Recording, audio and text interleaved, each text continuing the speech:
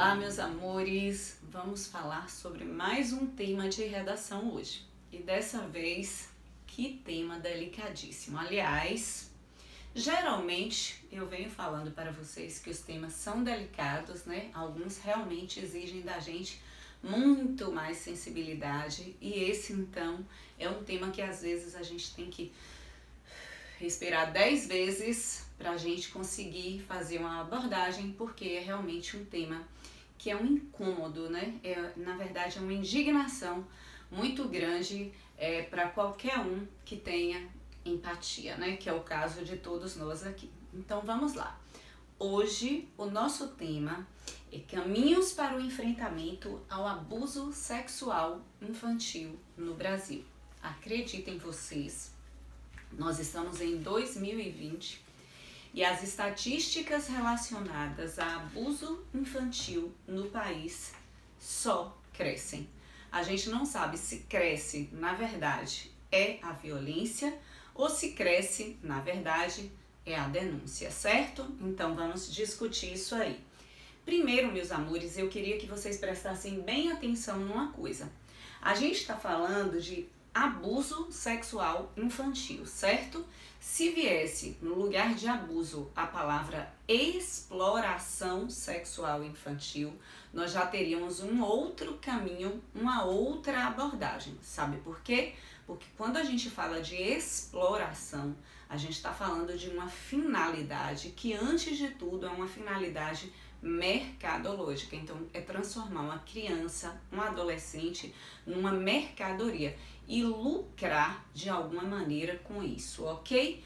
Em relação ao abuso, é importante que a gente comece refletindo sobre o sentido dessa palavra. E aí, se vocês forem buscar, vocês vão ver que juridicamente o sentido de abuso sexual é exatamente esse. É uma situação em que uma criança ou uma adolescente, que é um indivíduo, né, que é um ser vulnerável, ele é usado, ou ela, a criança, é usada para a satisfação sexual de alguém, que pode ser um outro adulto ou um adolescente mais velho, né, que esteja ali naquele momento com a função de cuidar, de proteger aquela criança. E obviamente que quando a gente fala desse proveito, dessa satisfação sexual, a gente se refere a uma série de maneiras e não única e exclusivamente o ato sexual, que obviamente aí é um estupro, né? Então, a gente fala de carícias, a gente fala de pornografia, enfim.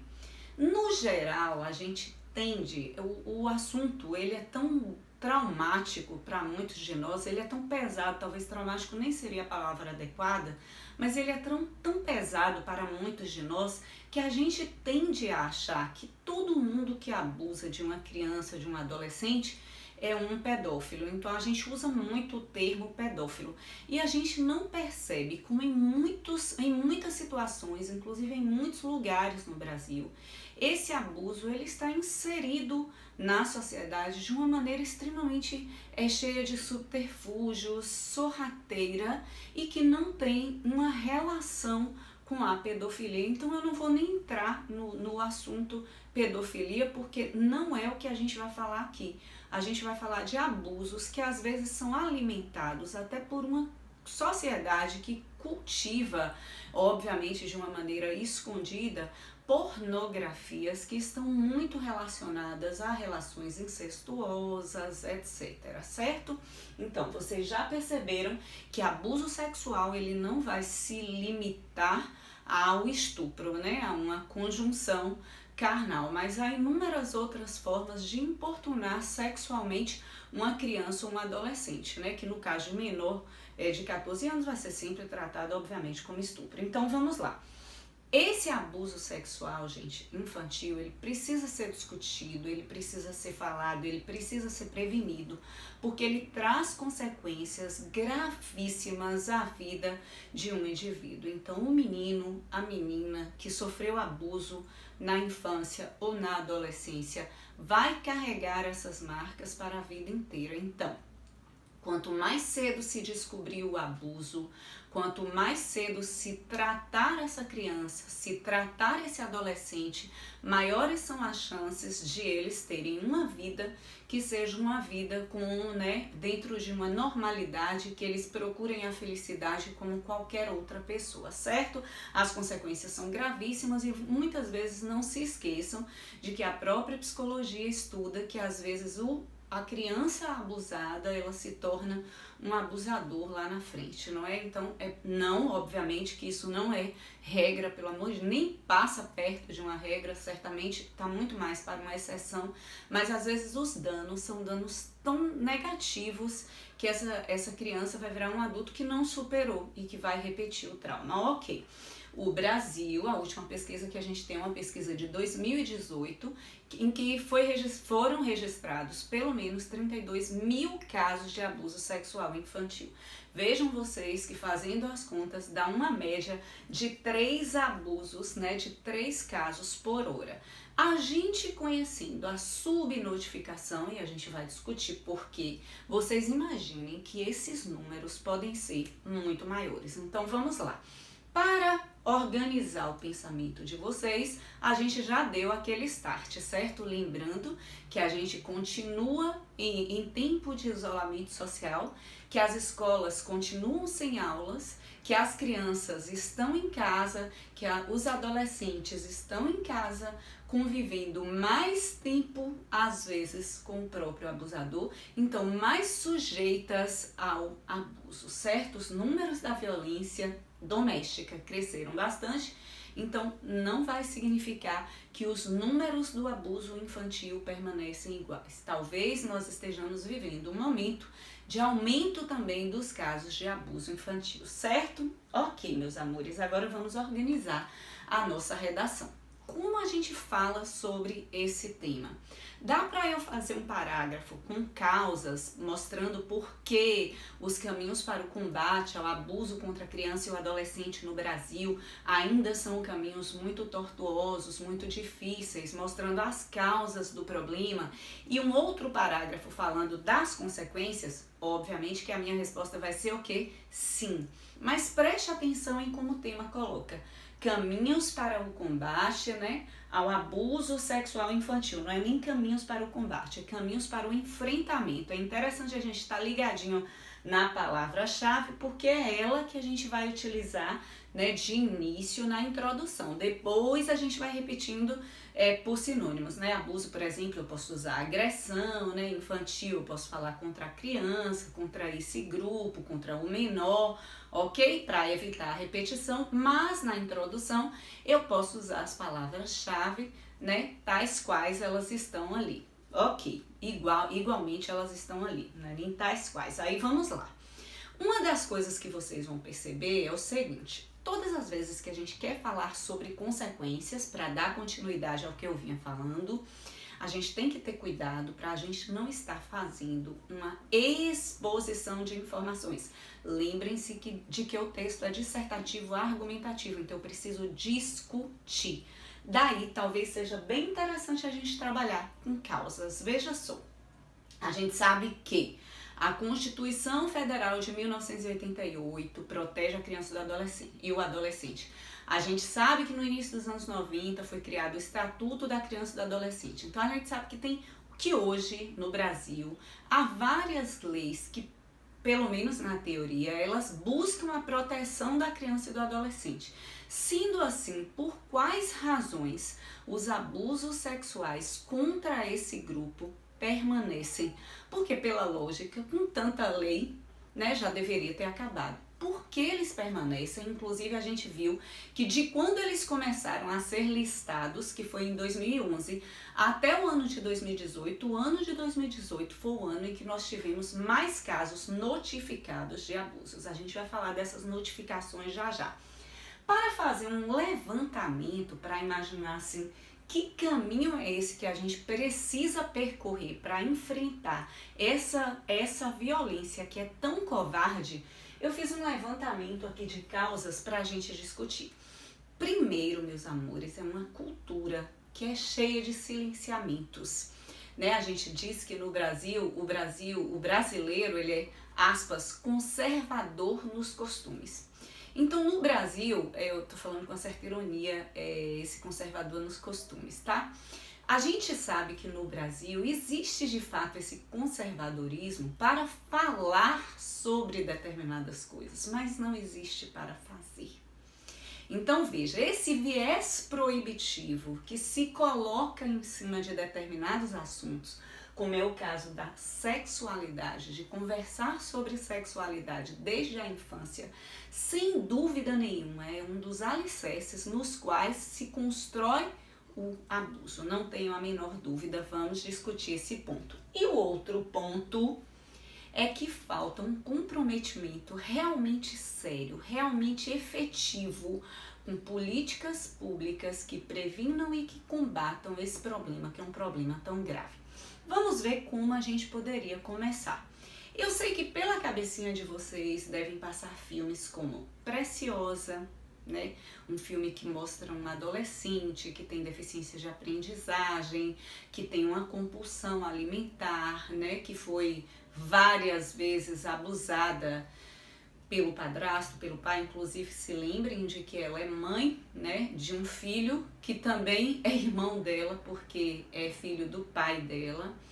A gente tem filmes como Spotlight, que foi um filme que recebeu o Oscar, né, no ano de 2016 ou 2017, não me recordo muito bem, mas que é uma ótima forma de começar o texto, porque o que vocês vão mostrar em Spotlight? Veja só, o filme é baseado numa história real, que é do início, né, final, uma investigação em um jornal. A Spotlight era o nome da seção do jornal que trabalhava com esse jornalismo investigativo, né, o grupo, foi esse mesmo grupo que trabalhou com essa matéria, uma matéria bombástica, que escreveu o roteiro do filme, né, que ajudou a escrever o roteiro do filme. Então, o que esse filme mostra? Eu acho que vocês devem se lembrar, um dos atores principais é o Mark Ruffalo, recebeu o Oscar, né, de melhor filme, de melhor roteiro, enfim.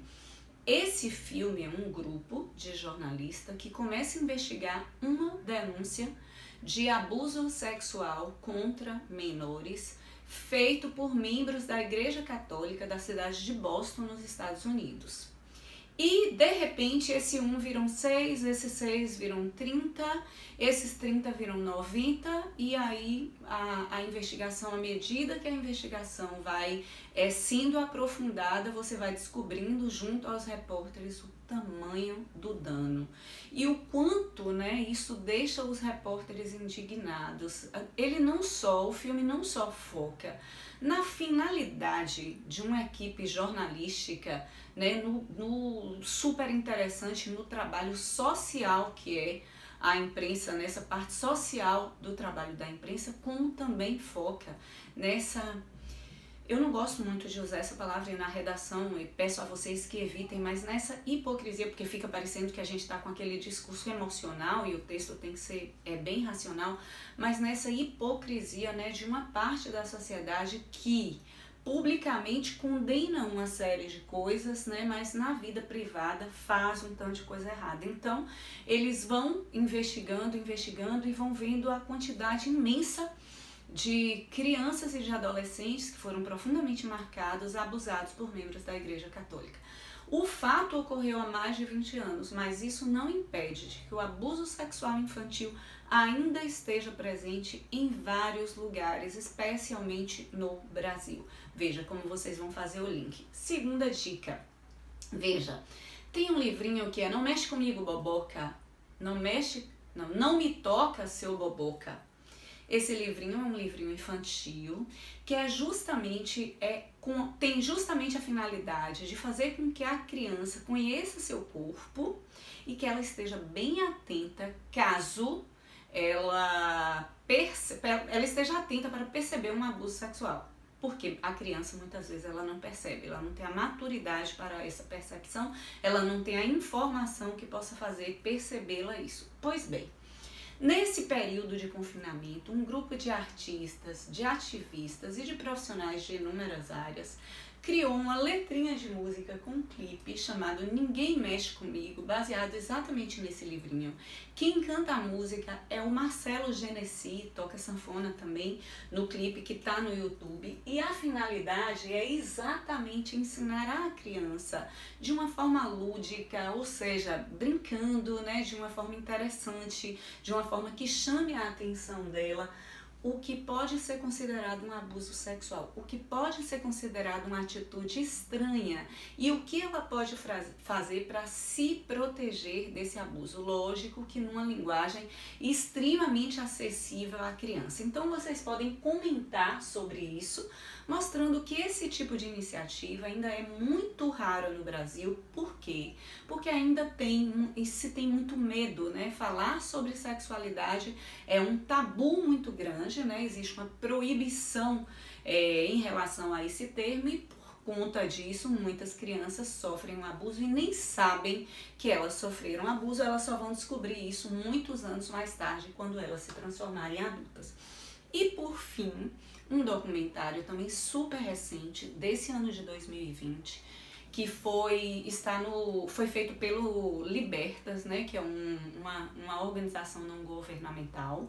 Inclusive aparece nesse documentário até o Luciano Huck, entre outras pessoas bastante conhecidas, e é um documentário bem pesado, que ele mostra histórias de crianças que passaram por abuso infantil, que elas foram vítimas de abuso infantil. Vocês vão perceber que assim é cruel, porque algumas são tão jovens, basta falar para vocês que algumas crianças sequer chegaram a completar 1 ano de idade, ou tem 5 anos de idade, tem 8, tem 9, e passam anos sendo, né, vítimas de abuso. Então, eles vão mostrando como esse não é um problema individual, esse é um problema coletivo. Inclusive a gente pode entender que é um problema de saúde pública, de uma gravidade muito grande. Crianças de até 13 anos, a grande maioria meninas, inclusive é bom ressaltar isso com vocês, as vítimas do abuso não tem gênero, né? Pode ser o menino, pode ser a menina, mas em mais de 80% dos casos, quase 90% dos casos, as vítimas são meninas. Ou seja, essa nossa cultura que objetifica, que sexualiza os corpos femininos, inclusive os corpos infantis, ela também contribui, sem dúvida nenhuma, para a persistência desse tipo de abuso, ok? Aí, voltando, o grande problema, vocês vão perceber lá nesse documentário, é que 90% das ocorrências, pelo menos as listadas pelo documentário, elas ocorrem dentro de casa. O tio, o padrinho, o irmão, um primo, um vizinho, o padrasto, às vezes o próprio pai, um amigo da família, então elas ocorrem ali muito perto. E o Brasil é o 2º país no ranking da exploração sexual, ou seja, da exploração sexual infantil, de usar crianças para obter algum tipo de vantagem monetária, e o 4º país na esfera de casamentos infantis. É o quanto a gente negligencia o cuidado com a criança e com o adolescente no Brasil. Ok, meus amores, saindo disso aí, vamos para a argumentação. Nosso primeiro argumento, sem dúvida, é mostrar que no caminho para o enfrentamento, olha eu usando as palavras do tema, no caminho para o enfrentamento ao abuso, à agressão, né, sexual no Brasil, de crianças no Brasil, sem dúvida nenhuma, a gente tem como barreira uma cultura que cerca o tema de tabus. Olha só, cerca o tema sexualidade. A gente já falou disso outra vez, quando a gente discutiu gravidez na adolescência, mas hoje o que a gente vai mostrar para desenvolver esse tópico frasal? Lindezas, lembrem-se de que tópico frasal é uma frase mais curtinha, e depois dessa frase, né, que é a frase que eu tô abrindo o meu parágrafo, eu coloco o pontinho continuando e eu vou dar continuidade explicando por que sexualidade é um tabu no Brasil, porque existe desinformação. Muita gente confunde sexualidade com sexualização. Então, se acredita que vai ensinar sobre o ato sexual para uma criança de 5, 6 anos de idade. Sendo que, óbvio, a palavra sexualidade tem uma conotação, a palavra sexualização tem outra completamente diferente, mas esses conceitos, eles são misturados, eles ficam confusos na percepção de muito brasileiro, graças a esse tabu, né, que se coloca em cima do assunto. Veja só, quando se fala sobre conversar com a criança e protegê-la do abuso sexual, obviamente que vai se levar em consideração a idade de cada criança e o que ela pode saber, como é feito na Alemanha, como é feito na Suécia, como é feito em tantos países no mundo. Veja, ensinar as partes do corpo para a criança, ensinar a criança a nomear as partes do corpo, inclusive, obviamente, as partes mais íntimas, e mostrá-las que algumas partes do corpo são públicas, a mão, eu posso tocar na mão de alguém, e que outras são privadas. Ou seja, as pessoas não podem tocar naquela parte do corpo dela, nem ela deve tocar naquela parte do corpo de outra pessoa. O que a criança vai começar a perceber, vai acender, né, uma chaminha aí quando alguém tentar fazer algo que ela considere estranho. Porque ela só pode considerar estranho se alguém for apontando para ela o caminho. Teoricamente, quem precisaria fazer isso? A família. Só que em muitos casos, a família enxerga sexualidade como algo imoral. Então, a educação sexual é algo imoral que vai corromper a cabecinha, a inocência das crianças. Inclusive, tem muita matéria, tem muita reportagem mostrando pesquisas em lugares em que a escola até se propôs a falar sobre a educação sexual, mas os pais não gostaram nadinha disso, porque eles têm essa dificuldade de entender que a educação sexual é o caminho para proteger a criança. Além disso, meus amores, a gente vai perceber o seguinte: essa falta de informação, essa falta de orientação, essa falta de educação vai fazer com que a criança ou até o adolescente muitas vezes não perceba que foi abusado, não perceba que aquilo não é correto, que aquilo não é legal, não perceba. E muitas vezes a família não vai entender os sinais que aquela criança ou aquele adolescente está dando de que houve um abuso, de que as coisas não estão bem.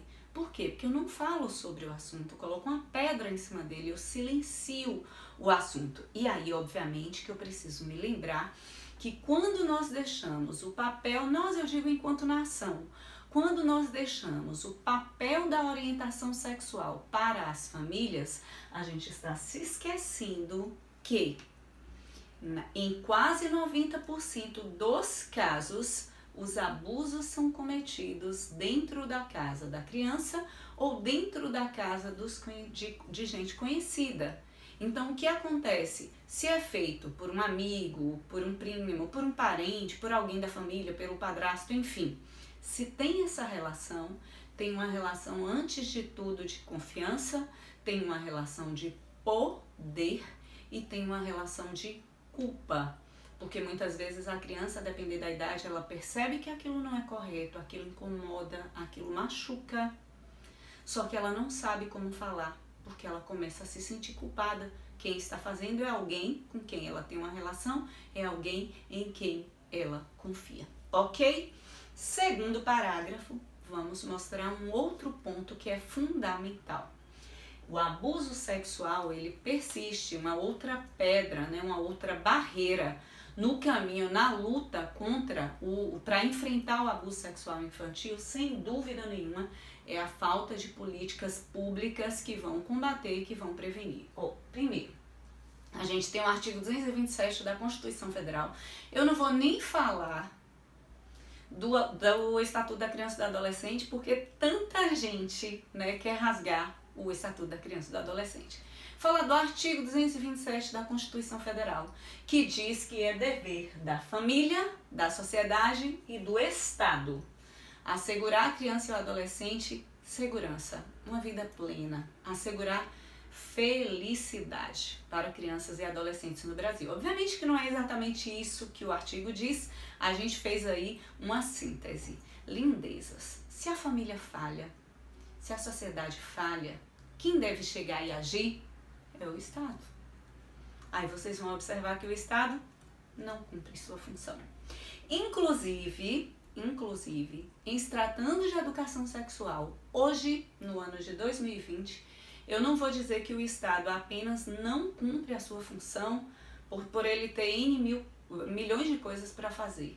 Ele negligencia claramente a função da educação sexual, porque o mesmo tabu que está presente na sociedade foi dramaticamente colocado, né, dentro do Estado hoje. Pra vocês terem uma ideia, não tem uma lei que defina a maneira como as escolas vão ensinar educação sexual.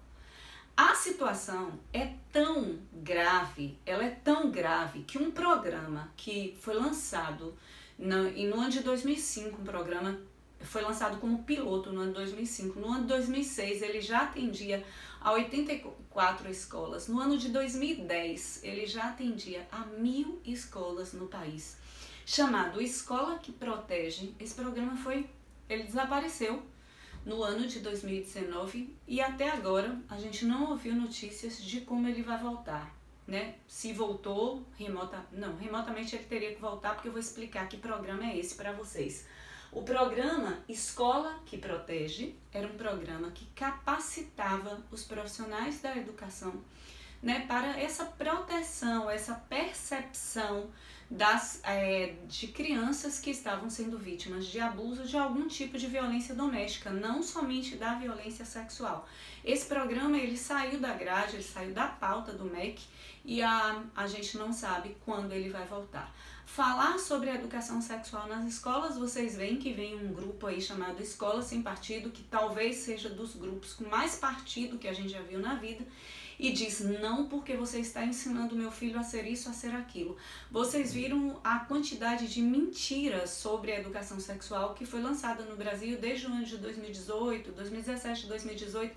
Quanta gente acreditou nisso? Assim, todo mundo tem uma história para contar de fake news, que são histórias que você que você fica pensando qual a lógica de se acreditar nisso, mas que tanta gente acredita porque é esse conservadorismo perigoso, porque não é um conservadorismo real, né? A gente tem inclusive um ministério, que é o Ministério da Mulher, da Criança, dos Direitos Humanos, né? Que a pasta hoje está na mão da Damares. O quanto esse ministério, em tantos momentos, ele se transformou em piada. Inclusive, eu acho seríssimo a gente pensar que a própria ministra, ela diz que ela foi vítima de abuso sexual. Então, sendo ela vítima de abuso sexual, eu acho que essa deveria ser uma das grandes ferramentas, uma das grandes bandeiras para ela levantar, porque mais do que ninguém, a Damares sabe todo o trauma que isso foi imputado à vida dela, né, quanto criança e tal. É uma história extremamente triste, mas enfim, a gente não pode transformar isso em piada, a gente não pode transformar isso em brincadeira, a gente não pode desacreditar a criança. Quando família e sociedade falham, o Estado precisa estar ali para ajudar, e nessa situação a gente percebe que falta muito no Brasil hoje. A gente vive um momento muito desconfortável em relação à proteção da criança e do adolescente, e a gente não pode se esquecer que somente informação de qualidade, capacitação de profissionais, né, como professores, para abordar o assunto de uma maneira delicada, de uma maneira que seja realmente compreensível para a criança, para o adolescente, e também para os professores, né, que são ali os guardiões das crianças no momento em que elas estão nas escolas, perceberem as marcas do abuso com o objetivo de combatê-lo, de enfrentá-lo, ok? Vamos pensar agora em repertório, meus amores. Então, olha só. Podemos usar dados, né, que foi aquele dado que eu apresentei para vocês logo no começo da aula, mostrando que em 2018 as denúncias sobre abuso sexual infantil cresceram 48%. Isso mostra a gravidade do problema, porque das duas, uma, ou está aumentando, né, essa violência está crescendo, ou as denúncias, né, estão finalmente ocorrendo. 66% dos abusos ocorreram dentro de casa.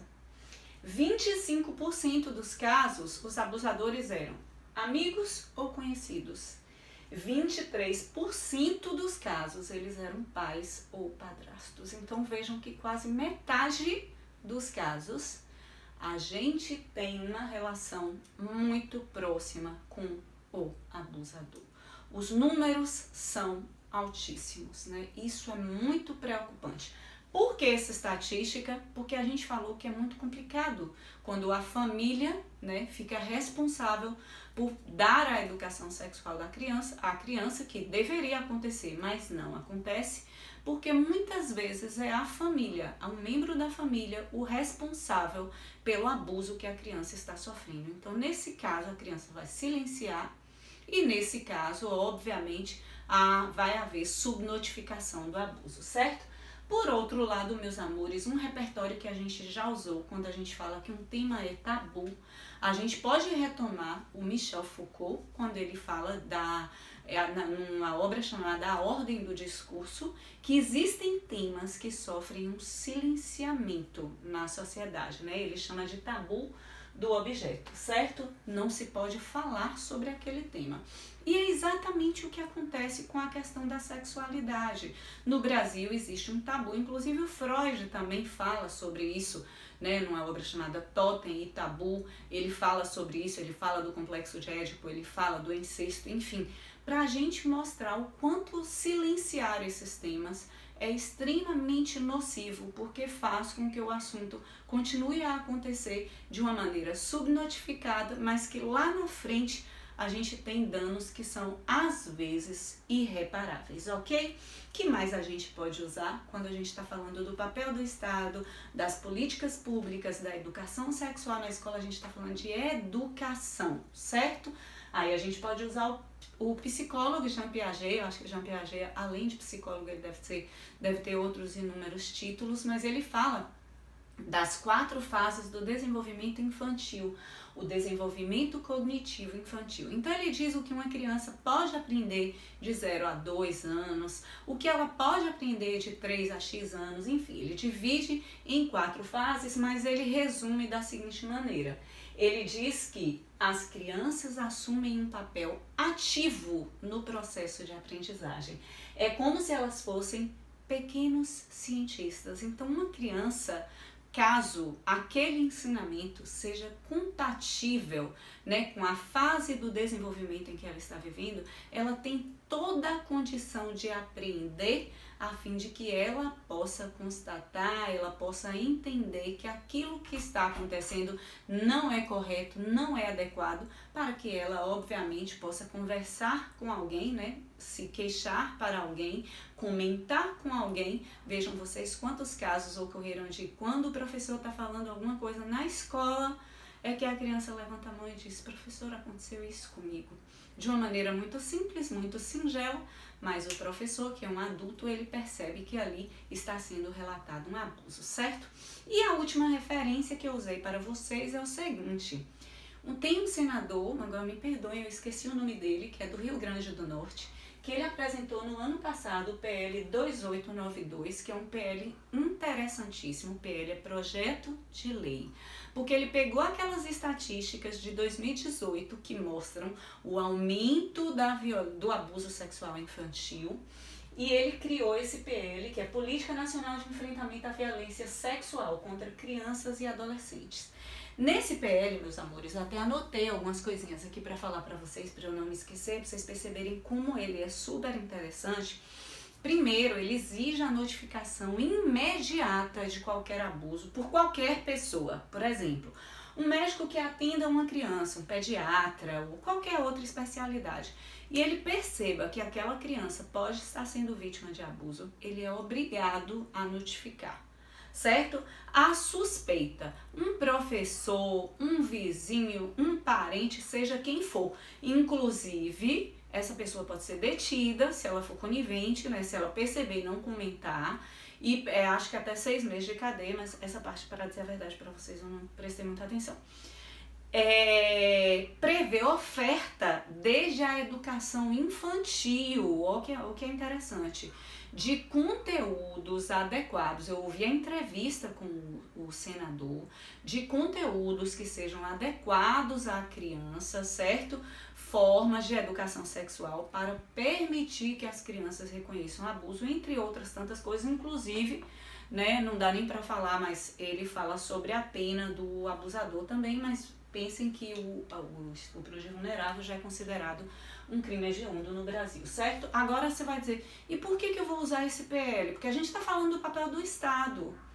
E isso é uma política pública muito interessante, instituir a educação sexual legalmente nas escolas, orientando sobre o que vai ser falado com as crianças, orientando os educadores sobre o que vai ser falado a crianças e a adolescentes. Essa é uma forma de proteção, de prevenção muito grande, mas o PL está lá. Ele não foi votado ainda, então para ele se transformar numa lei, ele precisa ser votado, o Estado precisa ter mais agilidade para dar prioridade a isso, certo? Então vamos lá. Como é que a gente vai intervir? O assunto é um assunto muito sério e ele exige de nós muita responsabilidade. Então a intervenção, ela vai passar sem dúvida nenhuma que a gente precisa falar.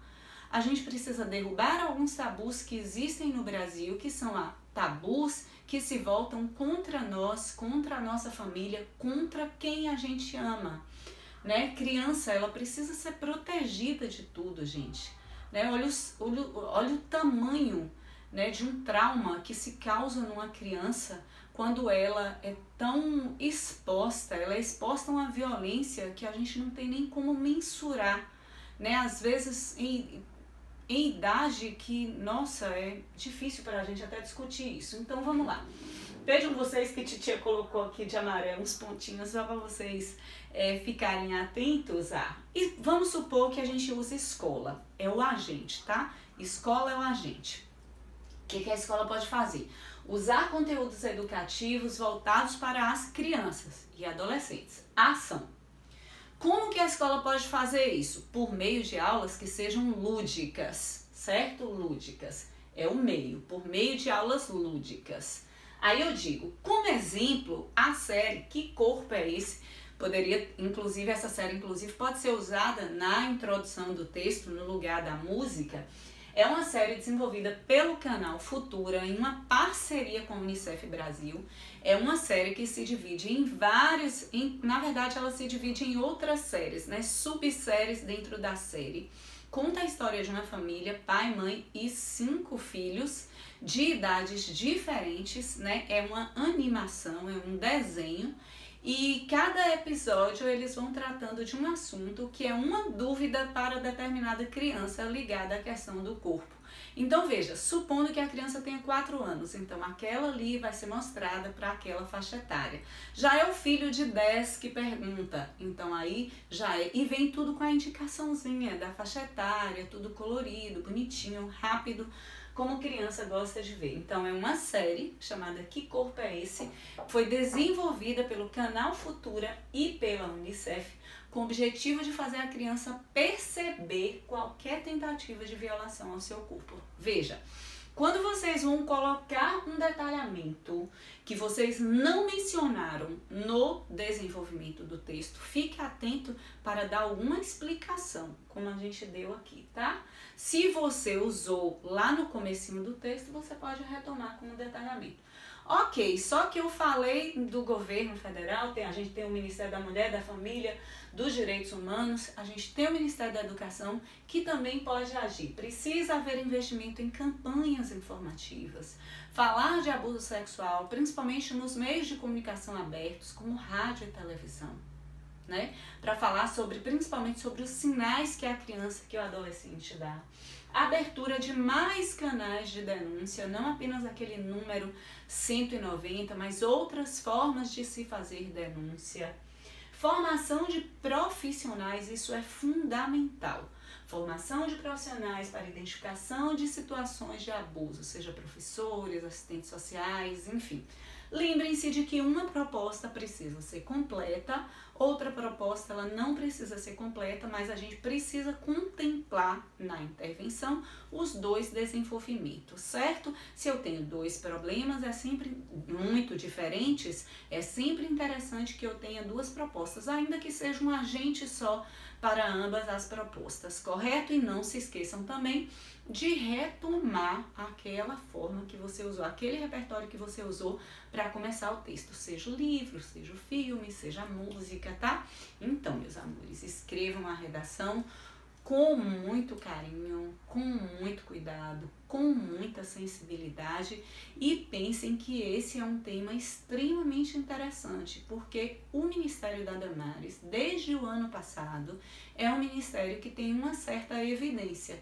Então, de repente, tem outras ações, né, colocadas em pauta que possam se transformar até em textos de apoio para direcionar vocês a uma abordagem sobre o enfrentamento ao abuso infantil no Brasil, porque realmente essa é uma pauta extremamente necessária no nosso país, certo? É isso, meus lindinhos. Olhem, beijos, até a próxima. Titia, como sempre, falando pra caramba. Tchauzinho!